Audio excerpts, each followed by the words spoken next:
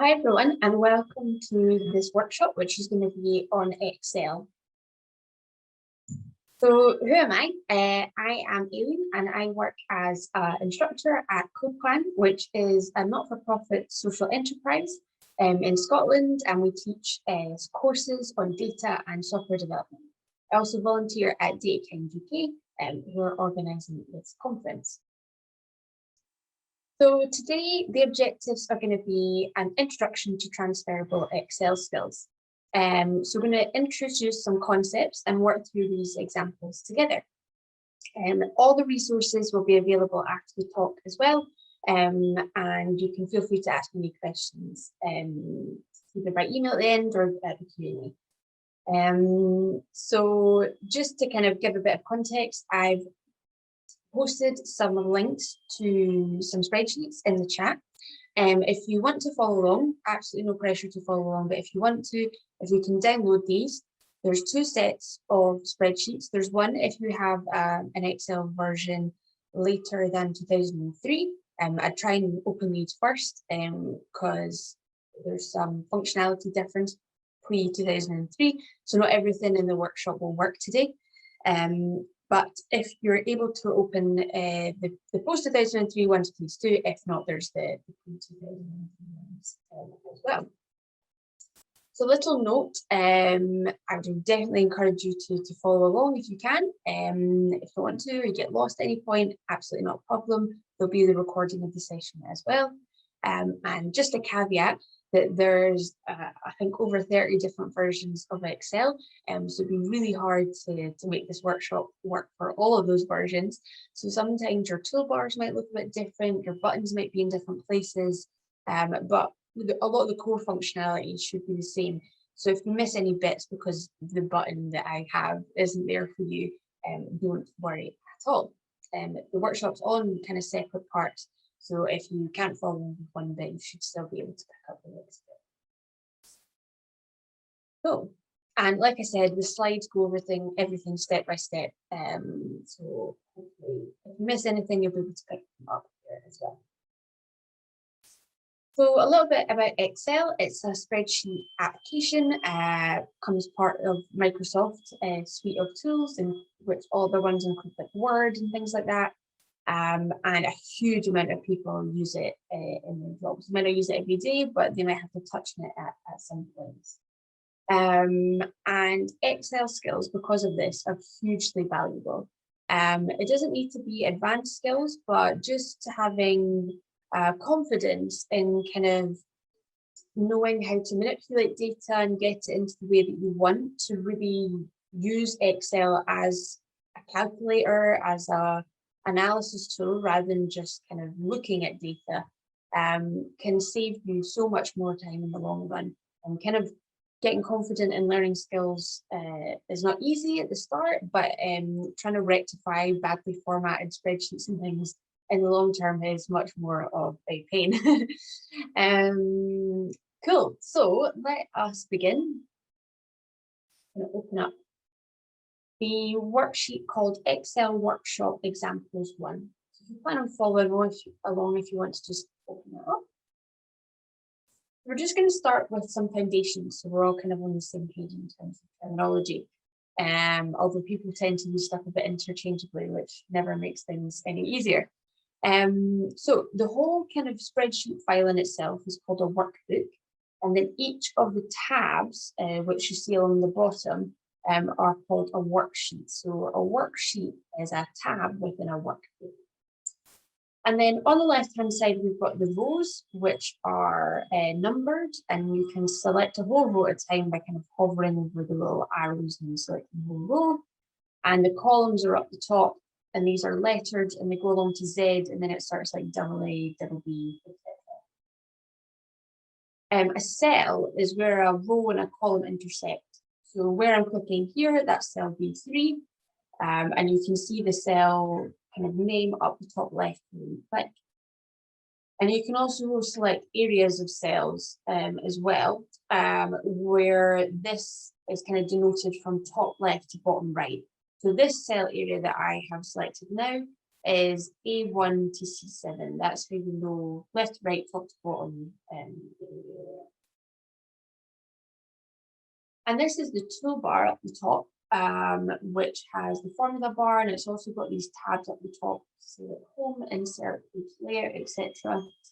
If you ever find it that the toolbar is constantly kind of folding, which can be quite annoying, you might find that it's like this, and then when you go to click on it, it kind of reappears, but then when you go to click back, it disappears again. If this ever happens to you, if you kind of open the toolbar and then click on the little pin button on the bottom right, that kind of keeps the toolbar stuck at the top, which is handy if you're going to be using it a lot. Hopefully you will be after today. The first thing I'm going to talk a wee bit about is formatting. So I'm going to go to the second tab, the Format tab. And this is a bit about the formats that you can get in Excel. So all of these are the number one, but just in different formats. So by formats, I mean that when you click into a cell, in the Home tab, there's this number section, and you can select different formats. And this is all about visually how it looks to you. So if you're using monetary amounts or dates or anything like that, percentages, this is where you change it. And I think there's like an Excel joke that it turns everything into a date, which is maybe a bit of a niche joke. Good for this crowd though. So if you ever find that your column is like the incorrect format, you can select the whole column or a specific cell and change the format as you want. There's kind of some shortcut ones up here as well under the number bit, where you can increase the number of decimal points quite quickly. Another favorite of mine is the comma style. If you've got numbers that have got loads of zeros, sometimes it can be really hard for people to tell, is that 10,000, is that 100,000? So using that comma separator for every 1,000 is pretty good as well. You can get into more advanced number formats here, you know, getting into things like how many decimal places, and all this, and the date format, whether you want it day, month, year, or something else, you can get into that too. Speaking of formats, we're going to click onto the next tab, which is all about the format painter. So sometimes formatting your cells in terms of what the number format is, but also maybe like the color, the title, borders, that kind of thing, it can take time. And the format painter is really handy if you spend a lot of time formatting your cells and you want to kind of apply that formatting to a different area. So let's say we formatted this area B2 to B5, and we're like, this is the format that I like, and I want to apply this to some other cells. We could go through and, you know, make D2 blue and then apply the border and everything like that, but it's going to take us a bit of time. The format painter is really handy for this. So I'm going to highlight area B2 to B5, click on format painter, and then once you clicked on that, you'll see this little plus and paintbrush. And then if you click on this cell D2, that applies that format to the corresponding area. So format painter is really handy if you want to kind of apply your formatting somewhere else. Next thing I'm going to talk about is dealing with widths and heights of columns and rows. So quite often this is an issue if your spreadsheet's kind of being formatted in weird ways, and it means that it's not using the most effective use of space. So for example, this age column is really wide now. It doesn't need to be this wide, and it's taking up space in the spreadsheet. Also, this column A, there's text hidden behind there, and I can't actually see it. So Autofit is really handy for this, and it kind of uses the space in the most efficient manner. There are a couple of ways you can do it. You can do it one column or row at a time. So a way to do this would be selecting column C. And if you're in the Home tab, if you go along to Format and then Autofit column width. So Format, Autofit column width, and that makes it as wide as the longest piece of information that's in that column. I'm going to undo that. There's also a shortcut. If you hover between columns C and D, this little kind of side pointy arrow thing comes out. If you double click, that wasn't working there for me. If you double click it, then it'll auto format. There we go. Not sure what I was putting there. If you double click it, it'll auto format as well. Now, the quickest way, if you can do that to a specific row or column, the quickest way to do this is kind of like just select your whole spreadsheet. If you go to Format, Autofit row height, Autofit column width, and that'll kind of sort it for all the columns and rows in your spreadsheet, which is really nice. So that's making effective use of your spreadsheet space there. The next thing I'm going to go to is the long text tab. So this is a kind of in a similar vein. What happens if you've got some text that is kind of hiding behind another column? So I've said this is some long text, very inventive, and we've got the cell saying other text. So we could do a couple of different things here. We could auto fit it. So I could like auto fit, and then it makes the column A a bit longer. Another option though is you can do text wrap, and this is quite handy for dealing with long text entries. So to do this, you can either select a cell or you can select the column. I'm just going to select the cell, and if you go to Home and go to Text Wrap, what this does is it keeps the column as wide as is, but then what it'll do is it'll kind of make the row as tall as it needs to be so you can actually see all the text. So you can do auto fit here to make your column wider, or you can do text wrap to keep your column as wide as it is, but make the row higher that way. So the next thing that we're going to look at is merge. Now we're going to talk about in a minute why merging is bad, but it happens. So if you have awareness of what a merge is, if you don't know, merging is when you merge cells together, shockingly.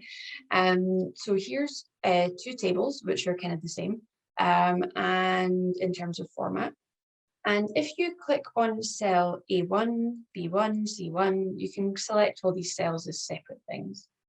If you click into cell E1, what will happen is it actually auto selects E1 to G1. That's because this has been merged. So the reason I tend to do this is because it kind of centers the headers quite nicely.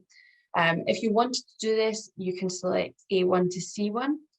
And then if you click under the Home tab, Merge and Center, then it kind of merges that quite nicely there. However, we are going to talk about the fact that we should not merge cells. So we want to talk a wee bit about good spreadsheet layout. And these tips for good spreadsheet layout are in terms of if you are using Excel for kind of calculations and data analysis, like as a calculator or setting up formulas and this kind of thing. If you're literally just popping in some numbers into a table to look at, then these kind of tips maybe don't apply in that way. But kind of at the end of the day, Excel is designed to be used as a calculator, as functions to analyze your data. So if there's how you're using it, then I would definitely recommend these. So merging causes a lot of problems because you cannot use formulas on the full row, because Excel, you can't select a single column in that merged area because it's like, which column do I use in that way? Because a good Excel spreadsheet layout is to have one data type or column in your table per column in Excel. So no like headers halfway through, no changing tables halfway down the column. It's just having one per column, one piece of information, like the age or the gender or the name or something like that, and not having multiple tables kind of with other information stacked upon each other. And we're going to see why that's important when we come on to applying formulas. And also things like not using color to distinguish different categories of data. Because if you plan on using any formulas on this kind of distinguishing feature, Excel can't work that out. It can't say like, count all the blue cells using formulas in that way. So this is kind of a bit more what I'm talking about. Not that one, this one.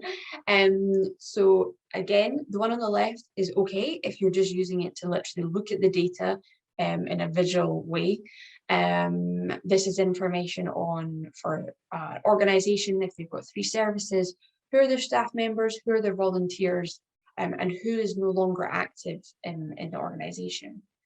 This kind of spreadsheet layout on the left is going to be really difficult if you want to apply any formulas. So if I want to work at like how many volunteers are in my data, if I want to add a new volunteer into that table, I'm going to have to like insert a row kind of halfway into my data. Also, if I want to work out how many people are no longer active, I have to visually look at the table to work that out. Whereas if we apply formulas to the data set up on the right there to work out who's no longer active, it's quickly done. And also if new data is put in, then it gets updated. So that's the key thing here.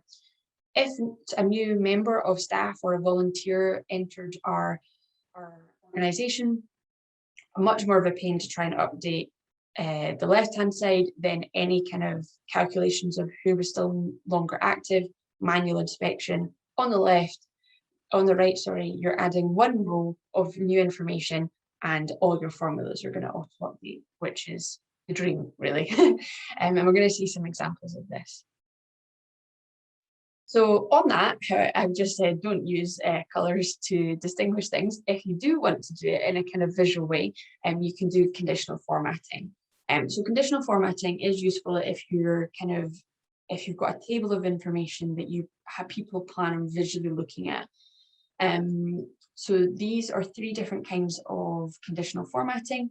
I'm going to show one of these, but they all kind of come from the same button. So if I highlight L2 to L6 and I go to conditional formatting, and I go to data bars, I wouldn't advise doing gradient fill because this gives a kind of 3D effect, which can be distracting and doesn't actually help the user intake the information. We're going to talk about tips in terms of not using things like 3D effects later. But if you go to solid fill and then pick any of the colors, what it'll do is it'll make the highest number cell, the cell will be 100%. So this 18 number is like full blue, and then all the other ones are relative to that size. So very easily a user can see that this one is definitely the smallest and by how much. It looks about a kind of a third of that bottom one. Sorry, the second one there. You can also use color coding. So like you can see quite easily there that 5 is definitely the lowest, and then it goes on a color scale to green being the highest, and all the colors in between. You can also use arrows as well. So pointing down would be low, pointing up high, etc. And you can also do these rules. So if I select O2 to O6 and go to conditional formatting, highlight cell rules, you can do all these kind of rules in terms of like highlight this red if the number is greater than 10, or if it has, I don't know, a certain name in it or something like that. You can do text ones as well. So, you know, what if that highlight whoever's got a Gmail address, if the term Gmail turns up in the email column, something like that. So you can do greater than here, and you can pick whatever number you want, so 10, and you can also specify how it's highlighted as well. So obviously red kind of signifies danger. Perhaps it's not a dangerous thing and you want to use like green or something instead. That's a nice way to change up your data to visualize it in some way there. So the next thing that we're going to talk about is sorting and filtering. So the first thing we'll talk about is sorting. So I have some data here for different people who've come to visit our service on different dates. And I want to sort this in a date format. Oh, sorry. I want to sort this in a date format. And I'm going to select column B. So I'm going to select the whole of the column by hovering over the top, and where there's the little down arrow, I just select the whole column, and I'm going to go to sort and filter. And I want it to be newest to oldest. So I want the kind of most recent stuff first, and then it to sort newest to oldest. And then this box pops up. And I remember the first time I saw this in Excel, I was like, what is this? This is actually Excel trying to be really helpful here. So what we can say here is, what it's saying is, do you want to sort just the column that you've selected? Or do you want to also include in the sort the data that sits to the left and the right that's connected to it? So don't do this, but if I were to kind of disagree with Excel and be like, no, thank you for being helpful, but no thank you, and go to continue with the current selection, what that does is it literally only sorts column B, and I've lost the connection between the service user IDs and dates of visits.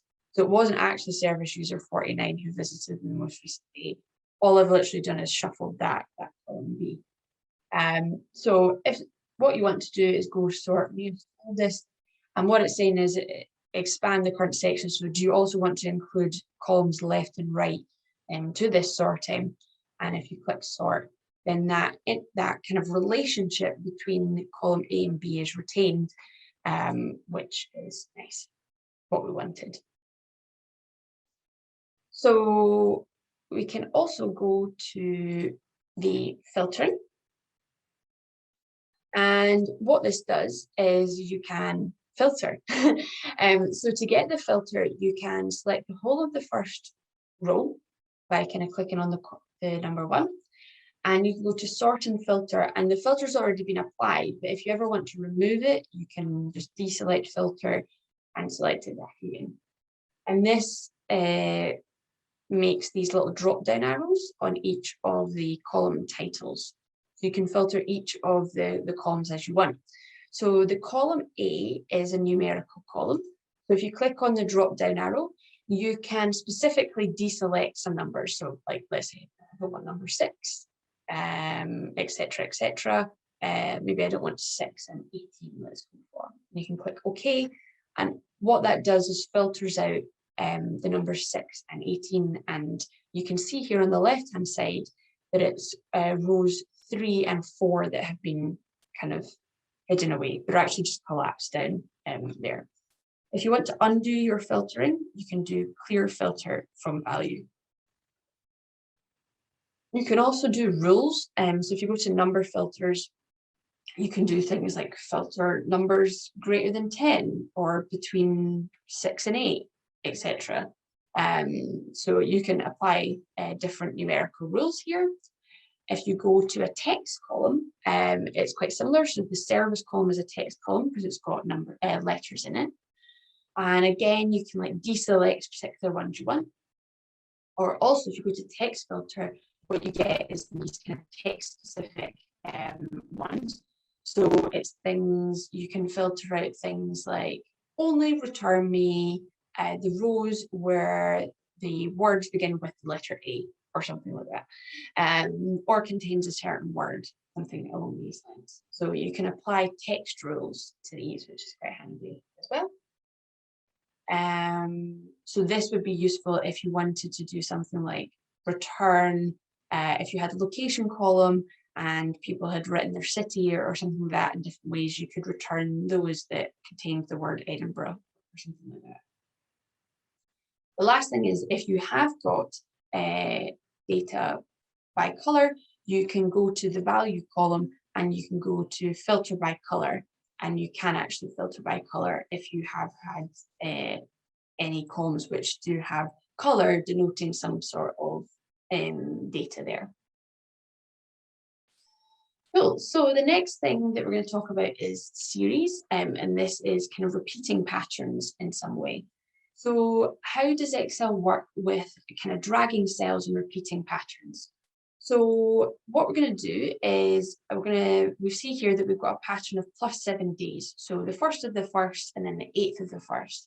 And what we're going to do is select the 8th of the 1st, the second cell only. And if I drag this down, what we get is a +1 pattern. So this is probably not what I want, because I'd kind of said the 1st and then the 8th and then I've got the 9th, the 10th, 11th, whereas I really wanted that +7 pattern to be repeated. So if you drag a text, a date down, what it will do is that +1 day pattern.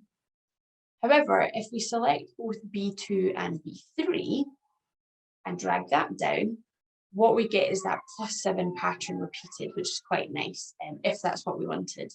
So selecting 2 cells which have that pattern in it, that +7 pattern, and dragging that down, using the little plus arrow on the right-hand side, is really handy there. Let's see how this works with numbers. If I only select D3 and drag that down, with a number, it's the number just gets repeated. So with a date, it adds 1. With a number, it just repeats that number. Again, if we select cells E2 and E3, hover over the bottom and drag that down, nice, our +7 pattern has been repeated there, which is great. You can also do this via formulas if you so wanted. We can say, take the cell above and add 7, take the cell above and add 7. And if we just select the cell G3 and drag that, that formula is going to get dragged down. So it's kind of going to add 7 each time. And again, with the number 1, that is the cell above +7. So we can also drag that. This can be quite handy for repeating patterns. You don't have to manually type out kind of +7 days every time or something. And speaking of formulas, we are going to talk a little bit about formulas now. So formulas are great, really fantastic way to use Excel kind of to its maximum capacity. I never remember all the formulas. I literally just Google them as when I need them. Kudos to anyone that can remember them all. So sometimes people are like, how do I know which formula to use when? Yeah, Google's your friend here. So I'm sure if you have a question, someone has asked this before. So the formulas always follow the Kinesthetic format. If you want to tell Excel you're about to start writing a formula, use the equal sign, then the name of the formula, and then open bracket, and then you kind of pop in what the arguments are for your formula. And it's quite handy when you start typing the formula open bracket, it tells you what the arguments are and in what order that it's looking for. We can do normal numerical calculations, so adding columns together, dividing, etc. And these are some of the most frequently used formulas, I would say. So you've got things like taking the sum of a column, averaging, counting. Some of my favorites are the if ones. So I really like the if function, but also ones like sum if, count if, average if are really great. And we're going to see how to use them as well if you haven't already used them before. I think they're fantastic. Everyone's got their own favorite Excel formula, I imagine. So what we're going to do is we're going to first use some formulas to create new columns, and then we're going to, based on our columns, create some summary statistics. So the first thing that we're going to do, we've got some data here with different people from our service. And we've got some information about them, their age, what local authority they're in, which of our services they use, A, B, or C, and the date that they joined our organisation. So the first thing is say we are planning ahead and we want to know what age are our service users going to be in 10 years. So the first thing that we can do is some mathematical operations here. And we're going to say equals to tell Excel that we're going to use some sort of formula. And then I want to click into cell B2, or you can type out B2, but the kind of clicking is quite useful to tell it where to go. So you can also type out B2, and then we're going to say +10. Oh, and a classic, Excel has changed my numbers into dates. So I'm going to highlight column F, go up to numbers, and go to number there. I'll make it a whole number by getting rid of some of the decimal points. So great, this person's going to be 55 in 10 years time. And then I write that formula once. So I write that formula once. And what we do is we hover over the cell in the bottom right where there's a little plus and drag. Now that's been applied to all our people. Great, we've written our formula once, and because of that like kind of series formatting where it drags the cells down, it now for this one is B3 plus 10, B4, B5, etc. So this is really good. And what you'll see here is there's someone who doesn't have an age, and unfortunately it's counted that as a 0 and it's adding 10, which is a common thing. If you've got missing data, sometimes it can be picked up as 0. So we're going to talk about how to kind of overcome that, because sometimes what you might want to do is denote this is missing in a different way by putting, I don't know, NA or the word missing or some sort of encoding to know that it's missing. And the if function is really handy for doing this, and we're going to talk about this. So let's say we want to create a flag that says, is the person over 40 or are they not? So we're going to use the if function to do this. So I'm going to click into cell G2. We're going to say if. And then once you've opened the bracket, you see here that the arguments come up. So it tells me I need a logical test followed by the value if that test is true, then the value if it's false. So we want to say if the value in B2, so if B2 is greater than 40, using the mathematical symbol for greater than, which is the little pointy arrow, right? So if B2 is greater than 40, then it's asking me, what do you want returned if this condition is true? So what do you want returned if this condition is true? So I'm going to say true, otherwise false. And then you get true there, because this person is over 40. So again, if B2 is greater than 40, then return true, otherwise false. And what we'll do is we'll select that cell and drag it. Again, this is now applied to all our data there.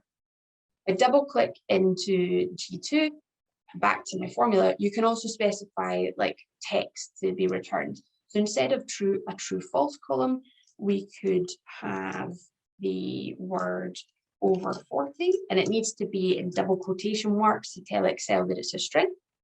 And if it's false, then we could say not over 40. Again, we can select cell G2 and drag that down.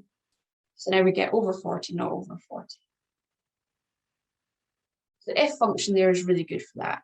And we're going to create one more column to use if to deal with missing values. So what we'll see here is the local authority column. There's some missing values. And what I don't want is these to be blank. I want there to be a new category. So this is really common if you've got kind of categorical data in this way, that's got a few categories of data, for you to create a new category called like missing or unknown, so they aren't left as blanks. So we're going to use the if statement to do this. I'm going to say if. So if the value in C2, so if C2 is equal to blank. So if C2 is equal to blank, so if C2 is equal to 2 double quotation marks next to each other, then return the word unknown. Otherwise, return the value in C2. So if C2 is blank, return the word unknown. But if it's not blank, I just want you to kind of spit that value out again. So I just want you to give me that value again. And we're going to copy that down. And what you now get is the blanks have been removed and we've got this new category of unknown. Right?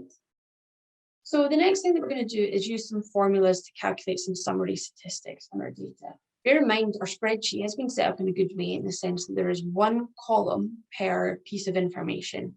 So we can use our formulas in a column-wise way rather than an area. So what do I mean by this? We're going to take the maximum date. So in cell K2, we say equal, and then the function is max. And we're going to apply this to the date, the whole date column. Now you can kind of, instead of selecting a particular cell, you can just select the whole column by clicking on the little down arrow at the top of the column, or you can also write E:E. That denotes that it's the whole column. We get here that the maximum date is the 9th of the 5th, 2020. Now, the great thing about applying this function to the whole column is if new data comes in, our formulas are just going to auto update.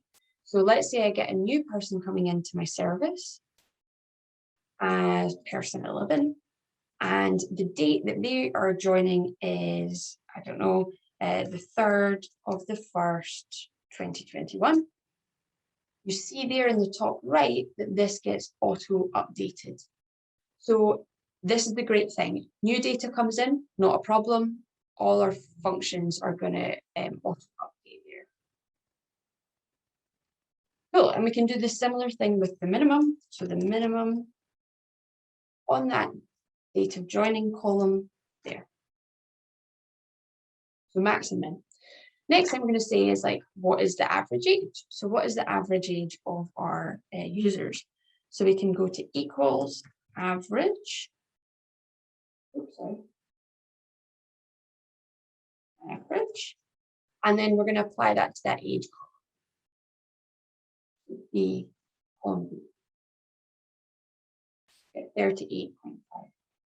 Now, there will be an issue with that missing cell potentially being counted to 0. So we need to have a think about using the if statement to potentially create a new column without losing it. So the next thing that we're going to talk about is the count function, which is really nice. It's because missing data is a big problem quite a lot of the time. So the count function lets us see how many non-missing values do you have in your data. So I want to know how many values do we have in the age column. So how many non-missings are there? So we're going to say equals count, and then we want to apply it to the age column. And what we get is there's 9. So that's right, because we've got 1 missing. So that's great. We're going to do the same to the local authorities. So we're going to say equals count on the local authority column, which is column C. But I get back 0, which is not what I was looking for, because I do see that there's like 7 entries in here. So I'm not really too sure what's going on here. The tweak here is that count works for numerical columns. If we have text in our columns, we need to use count A. The function is count A, which we're going to apply to column C. And it tells us here that there's 8 non-missing entries.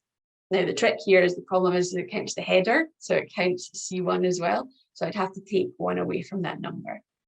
So I would need to do count A minus 1. That tells me how many non-missings I have. And again, we want to think about the fact that, yes, I could look at my data quickly there and say there's 7 non-missing. But what you want to be thinking about is if there's new data coming in, if you're having to repeatedly do the same calculations or work out the same numbers, this is all going to auto update, which is the kind of beauty of using formulas based on columns. So now we're going to talk about, finish off by talking about COUNTIFs and averages, which are fantastic, great functions. So what we want to know is how many people are in service A. So I know that this information sits in column D, so we want to use the information that's in column D to do this. So the first thing I want to know is how many people are in service A.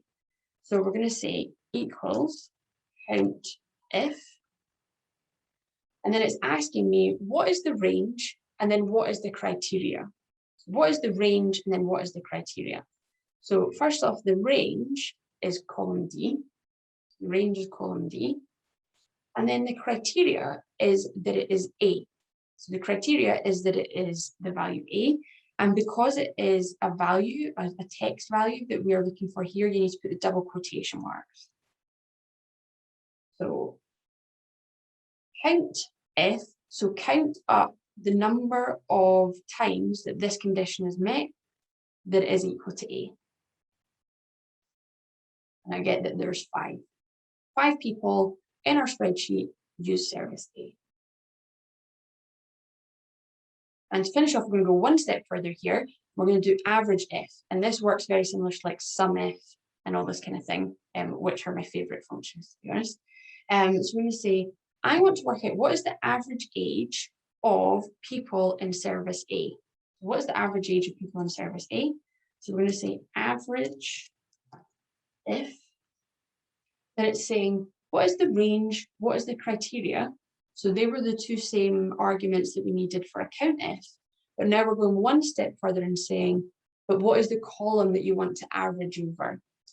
So the first thing is the range, which is the service column. So what is the range that you want to see if this condition is met? Then again, it's if it is equal to A. And then it's saying, well, what is the column that you actually want to average over, which in our case is going to be column B.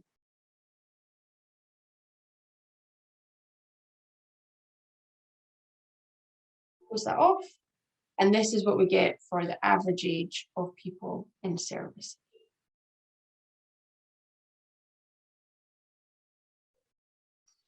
So that is a bit about functions, about the fact that they should be used on column wise, and the fact that if you add new data in there, it gets auto updated, which is great. There's also a wee bit in the spreadsheet which you can play around with in your own time, a bit more advanced, but it's about using values in cells. So in our case, we typed in the value A into the function here. So we manually typed in the value A, but a really useful way if you've got repeated functions, repeated operations being used, is that you can actually use values inside other cells.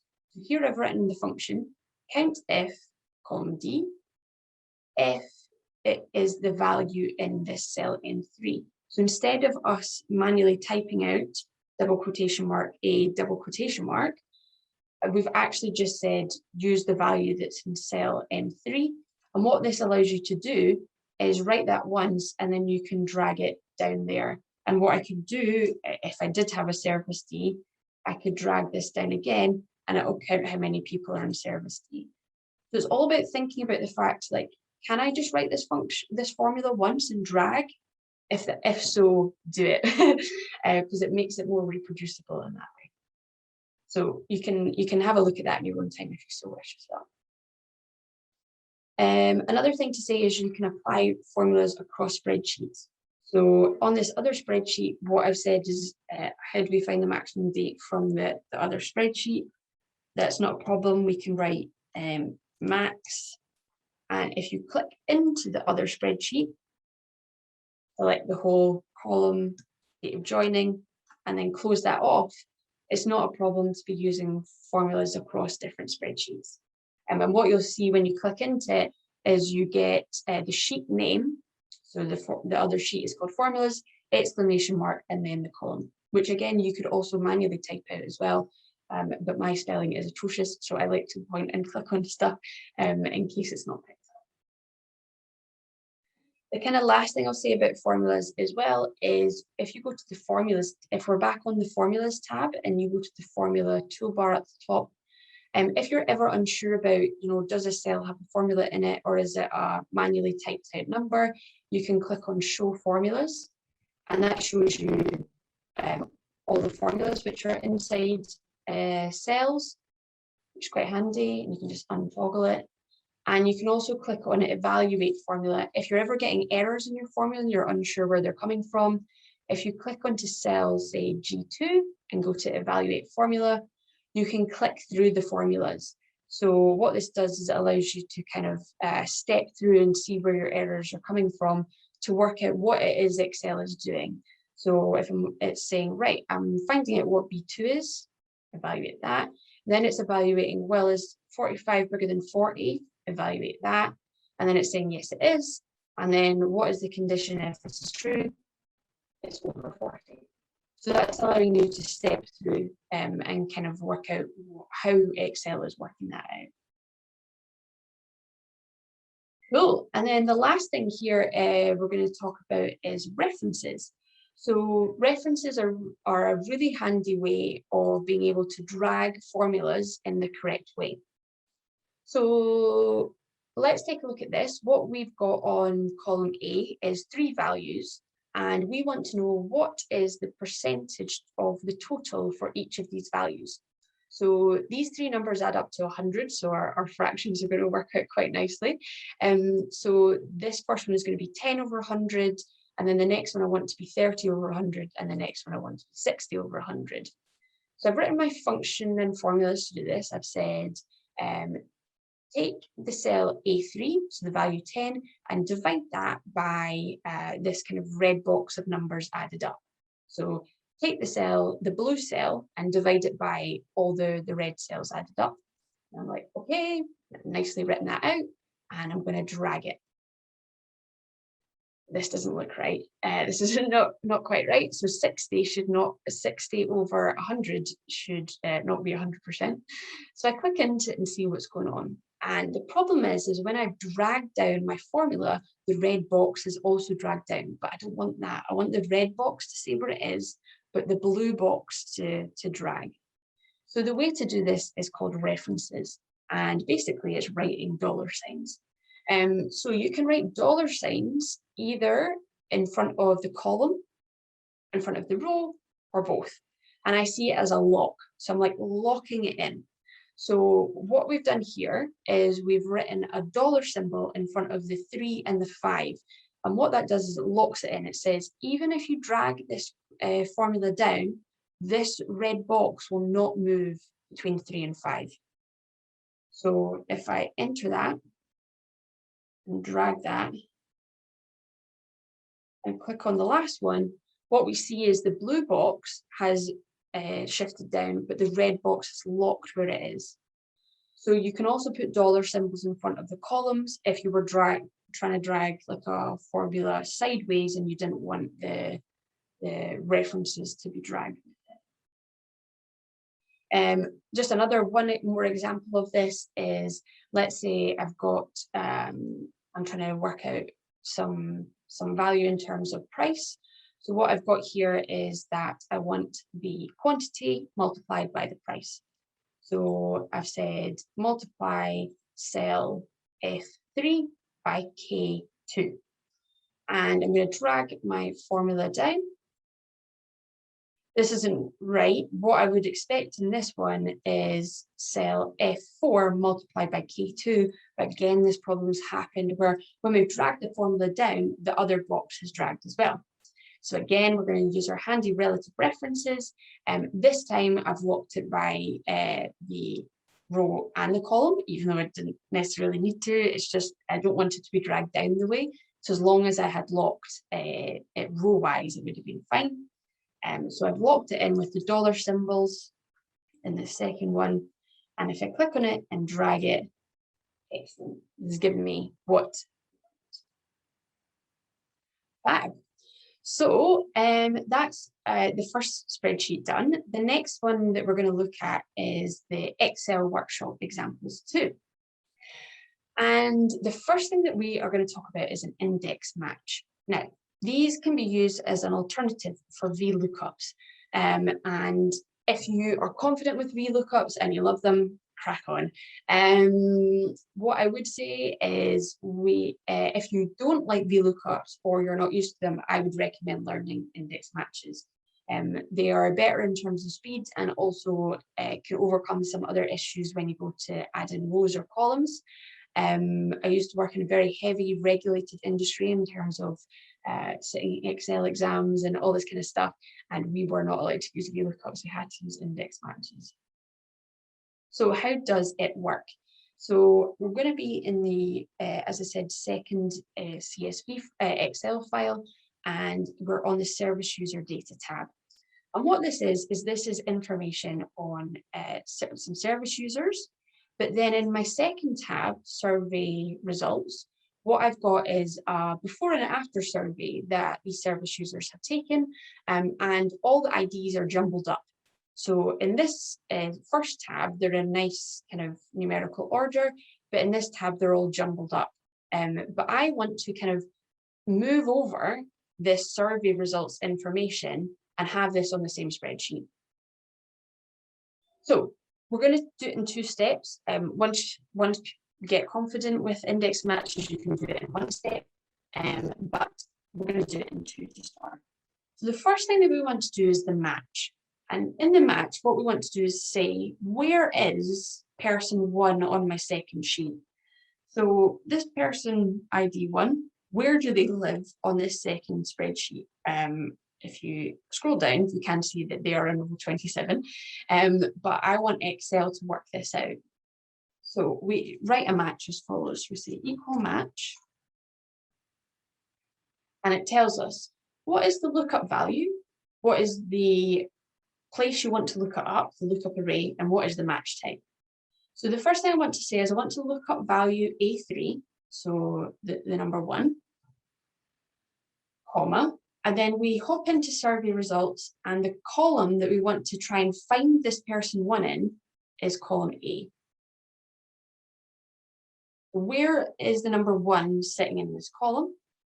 And then the last entry we want to do is the match type. I'm not going to go into what the different match types are. If the vast majority of the time you're going to want a match type of 0, an exact match.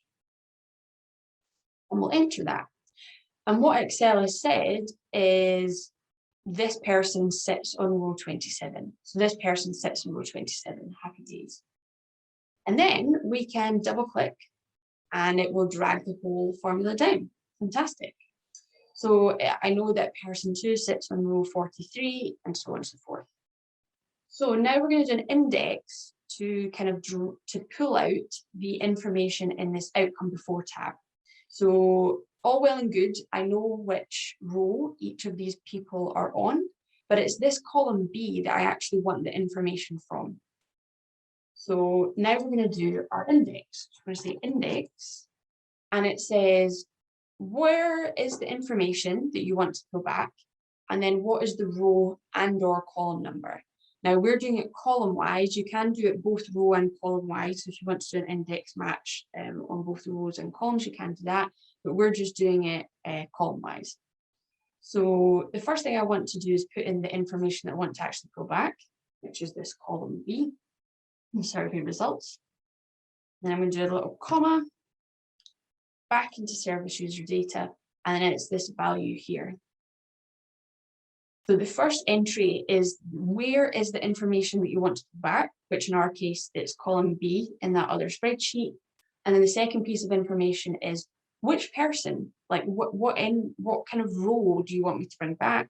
And in our case, it's row 27. Close that off. And what you get there is that there's survey result before value was 2. And if I go down, manually inspect it, yeah, that's right. So now what you can do is double click and it'll auto complete that for your whole column. You can also do index matches across spreadsheets. When I started using index matches, I would do it in these 2 steps. And then what I would do is hide the match column, but you can also actually write it within 1 step. So I would just replace where there is this value here, the formula that's in cell E3 right now, but it's not a problem doing it in 2 steps. We won't do the outcome after one for the sake of time, but that is an index match there, which allows you to kind of look up values in other spreadsheets. What I will say also here is you'll see some NAs. That is because that person could not be found in the data. So that person could not be found in the data, which you can, if you don't want the NAs there, then that's not a problem. You could wrap it in an if NA. So in cell F3, our first one, if you want, you don't have to do this, but you could use if NA. And what it says is if return this value, but if it is an error, return this other thing. So then you can say something like, I don't know, maybe you denote the number 99 or something to be a missing value. Actually, I'm just going to return the word missing here. just for the sake of showing. So you can return the word missing. And then on the top here, if you go to F3, where we've just inputted that and double click down, now you get the word missing rather than that any error. Totally depends, probably more appropriate for categorical data, but depends what we want to do.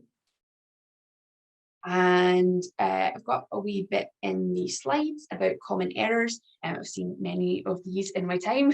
And there's a link to a nice blog about how to deal with all these, because they all kind of mean different things. So it's got some tips on how to deal with those as well. So the next thing I'm going to talk about a wee bit is restricting changes. So you can actually restrict people being able to make changes within your spreadsheet. Either yourself, maybe you're like, I don't trust myself to not like mess this up, or maybe you don't trust your co-workers to not go in and kind of mess around with your lovely formulas and most importantly, the raw data. You can either do this at a sheet or cell level.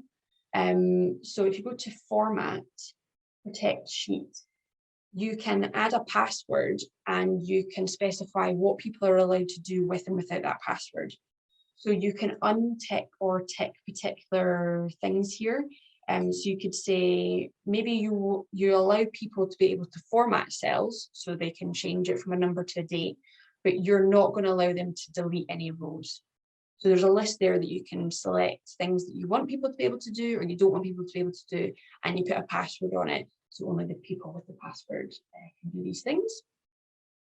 And also if you go to File, Info, Protect Workbook, what you can do here is actually set a password for the whole workbook as well. So you can do it at sheet level, you can do it at cell level, or you can do it at workbook level. Things like this are very handy if you have a spreadsheet with raw data in it. So this is data, you know, that you don't want anyone touching. It's the kind of golden source of truth spreadsheet. You can apply those restrictions on it. So the next thing I'm going to talk a wee bit about is audit trails. Like I say, I used to work in a very heavily regulated industry and had to sit exams on kind of how best to set up spreadsheets and how to make sure that your work was well documented. So I'm very, very passionate about this kind of thing. But I am also heavily guilty of not following the rules sometimes. So this is the kind of thing that used to kind of happen to me or be a bugbear. If you've ever tried to recreate a graph or a number for a report, and you go to the spreadsheet and you're like, how did I get this number? Or you get it from a colleague and you're like, how did this person get this number? I cannot work out, recreate where it's come from. So audit trails are a way to record the changes or the setup of your spreadsheet to understand what the spreadsheet is doing, how it's working it out, and kind of what your final answer is. So some kind of tips here is you may want to use like a front page of instructions. So if you've got quite a complicated spreadsheet that's got a lot of stuff in it, you might want to have a tab at the start, which has, you know, you're just typing it out and saying what the spreadsheet is about, where the data is from, the date that the data was extracted, that kind of information. Comments and notes can be handy as well. It depends what version of Excel you've got, but if you select on a cell and right click, you can add comments or notes, and this can be quite handy to flag, because then you get this little kind of red triangle at the top right, and if you hover over it, it tells you who's written the note and what they're noting about. So this can be handy to let people know if there's stuff going on, things that you're doing, or kind of cells to be investigated in that way. Another thing is color coding of your spreadsheet can be really helpful. Sometimes if you've got things like formulas in your spreadsheet, but the result of the formula is like 0 or blank, no one knows that there's a formula in there. Making spreadsheets easier to follow, like what is raw data, but which of your columns are formulas, and which of them are hard-coded numbers. Color coding can be really handy for this. So you don't need to follow these colors, but what we used to have to do was purple, which was pasted data from somewhere. So say you did a data extract from a CRM system or something and pasted that into your Excel, that would all be purple. Any manual numbers or text that you put in would be green. formulas would be light yellow, and then any key output, perhaps you've got a lot of calculations and it leads to one number, that would be blue. Using formulas wherever possible and avoiding clickable shortcuts, like sorting columns, because when you get new data in, you have to resort the columns, and it makes it harder for people to reproduce your steps and to update it in that way. And you can also do checks as well. So if you need to make sure that, say, maybe your final number needs to be within a boundary, like it can't be over the number 10, can't be less than number 5, you could use a little if statement to do a check. And then if that check was not met, or condition was not met, the word like check comes up or something like that. It avoids people having to manually inspect the numbers every time there's an update or there's new data in. There's also file naming tips, which you may already use, may not want to use, but if you're anything like me, I used to, and still sometimes guilty of having things like final, this is really the final one, final, properly final. File naming conventions can be really handy for stuff like this. So the way that we used to have to do it was the date of the file, so year, month, day. So obviously people come from different countries, then you might mix up, well, not mix up, they have it a different way, the day and the month. So if you've got an international organization, people might write their dates in different ways. And then you've got the name of the file, so whatever it is about, and then starting on version 0.1. And then every time there's a big change made to the spreadsheet, you're going to put the new date that the change was made and also version 0.2. And then you do this up until the point that it's like the first final. So maybe for a report or a meeting or something like that. And then it becomes version 1. And then it's version 1.1, etc. It means that if people need to go back and work out what version of the spreadsheet was used on what date, for what email and what meeting, it's easy to work this out. And it's also easy for people to know what is the most recent version that people are working on. It can also be quite handy to keep a little like note file in there, which has got a note of the big changes that happened in between each version. So it's got just a really short description to say the difference between version 0.3 and 0.4 is that this data was added or these formulas were calculated. It also means that any Excel graphs or figures that are used in a PowerPoint or in an email can be referenced. You can say this graph comes from the file from this date in this version. The next thing I'll talk about briefly is pivot tables. So these can be quite nice to use. I don't think they're available in the Mac version of Excel. I could be wrong, but I'm pretty sure that they aren't available on that. So this is a nice way to summarize your data quickly. So if you go back to the spreadsheet and select columns A to D in the service user data, and then go to insert pivot table. So insert pivot table. If I'm using pivot tables, I like to keep them on a separate page because I like to keep my raw data on one page and my pivot tables on another page. You can put them on the same worksheet. So you just click OK, and you get something that looks a bit like this.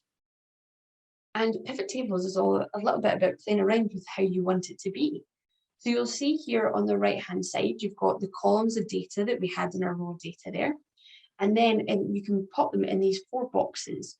So do you want this column to be a filter? Do you want them to be a column? Do you want it to be a row, or do you want it to be a value? So let's say I wanted to know how many people were in each service. So I know if I visualize my table, what I want is my service on the rows. So I want the service on the rows, and then I want to count up the number of IDs. So I want to count up the number of IDs. I'm going to select service, pop it into the rows box. So select service and pop it into the rows box. And then I'm going to take ID and pop it into the values box. Now, the problem here is it's also aggregated it in a way that we don't want. So I didn't want to sum up all the ID columns because that doesn't really make sense. I don't want to add ID1 plus ID2 equals ID3 sort of thing. So if you want to change the way that it's aggregating, you can click on the sum of ID down here, value field settings, and change it to count. If you want to change it to max, if you want to change it to average, you can do whatever you want. So you click OK. And now I get that there's 23 people in service A, 14 in service B, etc. Oh, sorry, pivot table. And if you want to do things, you can add more splits by adding more columns and rows in. So I can add local authority into rows, and it splits that up even further. So now I know within each service how many people are in each local authority. Or you can click and drag local authority into filters. And what you get is this filter at the top. So I can just click on, say, Edinburgh, and it just shows me that for Edinburgh. So pivot tables are a really handy way of kind of letting you aggregate up your data and play around with it. You can also quickly visualize them as well. And if you clicked into your pivot table and you go to pivot chart, then it makes a chart based on the information that you've selected in the pivot table. So here we've got the total amount, the count of people for each service, and then there's the filter at the top where you can select a particular local authority as well. So this is really handy for quickly looking at your tables, your information.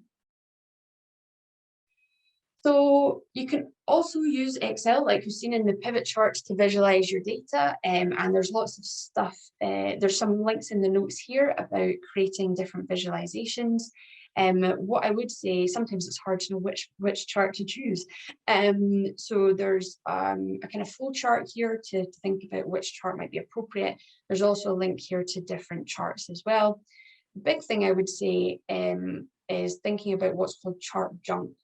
So only having kind of ink or on your graph, which actually helps the user understand the data. So things like 3D effects, very distracting backgrounds, overuse of color that doesn't actually help you kind of understand the data and understand the graph. And thinking about minimizing things like backgrounds is really helpful, because it can, and avoiding these kind of things can remove distraction from the user and just make it easy for them to actually understand what is in the graph. So there's a little kind of thing about chart there. So last thing that we're going to do here is we're just going to kind of combine all the a bunch of the stuff that we've done today to answer a question. And the question that we're going to answer is, which day of the week has the most visits? And the data for that is going to be in the visit dates. So visit dates tab. So it's pasted data, so it's purple. And our manager has come to us and said, this is data on our service user visits. Which day of the week do we have the most visits? So first thing I'm thinking is, I want to use a formula to get the day of the week from the date. And I don't know the formula, so I'm going to Google it. So I'm going to say Excel day of the week from date. And I'd probably open up the first like 10 answers as separate tabs and look through them. But what I've got here is someone's telling me that it's this text formula. And it's saying that if you use the function text, and the first thing you put in is the date, and then if you want the full day, you put DDDD, and if you want the abbreviation like mon, chu, etc., just put 3 days. So cool, thanks Excel for that one. So what I want to do is we want to say equals text, and I want to put in the date, and then we're going to say DDDD in double quotation marks. And we get back that it's Saturday, the first one, and we're going to follow our nice practices. I'm going to color this cell light yellow. And then what we can do is double click on the bottom right hand of that cell to autocomplete. So now I know for each of these dates, what is the day of the week. Now, we're going to use some formulas to count up how many Mondays there are, how many Tuesdays there are, etc. And I could write out the words Monday, Tuesday, Wednesday, etc. But I'm also going to show you a kind of quick way to do this. You can select the whole column, copy it, paste it, you need to paste as values. So when you right click, it's paste as values, which if you're using the kind of newer version of Excel, is the clipboard with the 1, 2, 3. So I don't want to paste the formulas, I just want the actual answers to the formulas. And then if you go along to the data tab, while the column E is still highlighted, and you go to remove duplicates. So if you go to the data tab, remove duplicates, okay, what you get now is the unique entries in that column. So the unique entries in that column, but we could have just actually typed out Monday, Tuesday, etc. But we're going to be fancy here. And then the next thing we want to do is sort this because it's in a kind of weird order. So we know how to sort. So we're going to go to Home, and we're going to click on the cell E1 at the top of this column, and we're going to go to Custom Sort. So here, normally the default for a text sorting is alphabetical, but that's not going to be right for us because we want it in a kind of weekday order, not alphabetical. So Excel is actually really good at this. So if we go to Custom Sort, go to Sort and then Custom Sort, it can tell that it's weekdays, and it's saying, do you want to order by this correct weekday order? So you say OK, and that's ordered that nice. So again, we could have just manually typed out Monday, Tuesday, etc., but why not? So the next thing we're going to do is we're going to write our formulas, and if you think about it, it's very similar to the using COUNTIF earlier. So earlier we wanted to know how many people were in each service, and like in service A, we're going to use a similar thing here. So the same COUNTIF, and the range is our column C, and the criteria we want to meet for our first one is Monday. So our range is column C, and our criteria is cell E2. I'm going to highlight that light yellow, 153 visits on a Monday, and I'm going to drag that. Now I've got how many visits happen on each of these days. I'm going to give these day of week, nice column headers. Week of visits. Nice. And then what we could do is create a little visualization on this. So I'm just going to select this area. I'm going to go to Insert, and because it's over time, it's short time periods. There's only 7 of them. So we could do a bar chart, or we could do a line chart. I'm going to do a line chart. What we get here is it shows you which day of the week have the most visits, and you can go around and play about with this if we had more time. So first thing I would do is make sure, you don't need to follow along with this, but I would make sure that it has a title in each of the charts, the axis titles. So it's count of visits. And here, I'd make sure the title was correct, count of visits by weekday. I'd probably make the grid lines a bit lighter as well, because we're getting into that kind of chart junk thing there, where we want to make sure most of the information on that chart is actually about the data. And then I could also add in, say, some data labels.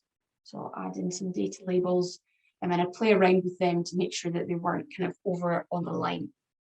So you can play around with the way that you design your charts and all these kind of things. But there we've got a quick count of how many people are in each, how many visits are in each weekday. So great. There is a third file in the zip file of files. We're not going to go through this, but it's just to show you that you can create things like dashboards and automated ways to look at your data in Excel. And this is all using stuff that we've learned today. So I've got a tab here called the Data tab, which has got my raw data. I've got the Engine tab, which has got all my formulas used on the raw data. I've got a User Input tab, because you can use user inputs, which I'll show you in one sec. And then we've got a dashboard here. So this is annual sales for a company. And this has got the sales over the age band and also the genders that are within the data. So here you can have a user input that changes the information there. And we haven't got into it today, but you can also do things like macros as well to hide certain bits. But the creation of all of this was just using what we've learned today. And it's all about having, and the great thing about this is if I got new data in, so new people, new sales, I would just paste my new data in. Maybe it's been updated or there's more, and all the formulas would auto update and my dashboard would auto update as well. You can have a play around with that if you like. So just some tips for visualization. We've kind of talked about these a wee bit, but we don't want to have things like 3D charts because they detract from actually being able to understand the visualization. Making sure you have access labels, if there's any units in the labels, like if it's in pounds or anything like that. Making sure you have titles and headers. Don't overdo it on the colors, it can be distracting. And also, if you do use colors, build up consistent associations. So if you have 3 services across your organization, have blue is A, green is B, etc. Keep using those colors within the different visuals. Don't have too many decimal points if it's unnecessary because it's just a distracting level of detail. And the things like ordering your bar charts from highest to lowest and that kind of thing. Yeah, and just some final tips as well. You don't need to follow along with these necessarily. But if you ever want, you find yourself flicking between 2 tabs a lot, and you want to work on 2 at the same time, you can go to View, New Window. And what this does is it opens up another version of your Excel file, which you can work on in real time. So for example, here I've got 2 versions of the spreadsheet open. And if I type something in here, it gets typed in the other one. So what this means is I can kind of use this one to hop into a different tab on the same spreadsheet. So you can open that in the same time, which is really handy. Another thing I'll talk briefly about is data quality. So if you have people manually putting information into spreadsheets and you're using things like formulas, you might need people to type stuff in particular ways. So here is a column called weekday, and people have written Monday in different ways. They've written like day 1, Mon, they spelled it wrong. And then when we use a formula to count up how many Mondays there are, it's only picking up 2, even though these 4 people, sorry, probably also meant Monday. So ways to do this is data validation. There's a bit in the slides about how to do this. And what this means is you can have little drop downs on your cells. So people can't type into them. They have to select one of the values in the drop down. This avoids people typing in stuff wrong.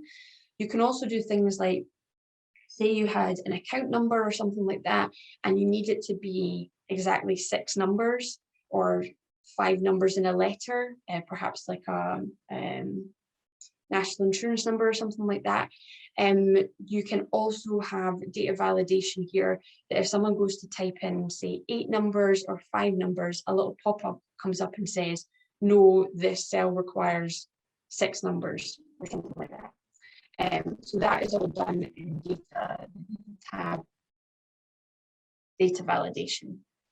So there's a link in the slides about how to do that as well. So really handy for ensuring data quality for your spreadsheets. And the last thing is freeze panes. Can be really handy if you've got long spreadsheets. So here I've got lots of columns, and if I scroll down, then I no longer know what the column titles on these are. So you can use freeze panes to lock headers. So if I highlight 3 and I go to view, freeze, oh, sorry, I clicked another thing, freeze panes, then what that does is it freezes, shockingly, the rows above the one that I've selected, and you can also do it column wise as well, and it just makes it easier to know what each of the columns are showing. Cool. So yeah, and just some other bits and bobs. Always start your spreadsheet from top left. Thinking about if new data was put into my spreadsheet, would my output still work? Making sure stuff is column wise. And yeah. I've also put in a couple of little keyboard shortcuts, which can be quite handy as well for skip through these for time. There's lots of online resources for learning more about Excel. There's free courses. There's also loads of stuff on YouTube. I really like YouTube because you can kind of pick between watching like a whole course, but also like a small like 2-minute video on one thing, like maybe like the average if function or something like that. And also Microsoft has lots of online learning resources as well. I've also put some links to some online open data that you can use to play around with in Excel.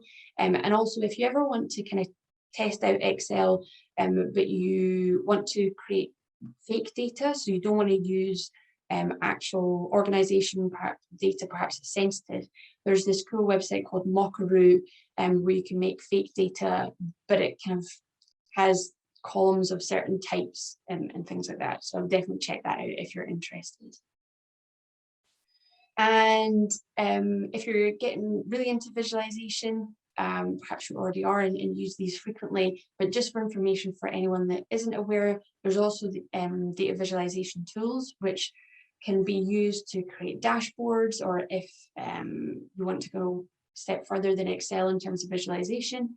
Two of the most widely used ones are Power BI. Power BI is lovely, really good if you like Excel because it's a Microsoft product, so it's got that kind of Excel vibe. It's free with Office 365, so you can download it and play around with it in your own time. You do have to pay if you've got certain amounts of data, or if it needs to be certain amounts of secure, but if it's open data and you want to mess around, I'd encourage you to do that.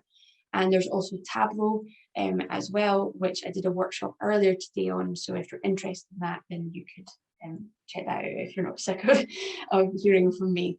And I've also got a slide here about different the benefits of visualization tools. So, you know, the Excel can become limited in terms of the size of the data, linking data from different places, and that kind of thing. So these are some of the benefits of using data visualization tools over, say, creating the same graphs over and over again in Excel. If that is an issue, Excel definitely has time and place and lots of cool functionality that we've learned today. So thanks very much for coming along today. I've got my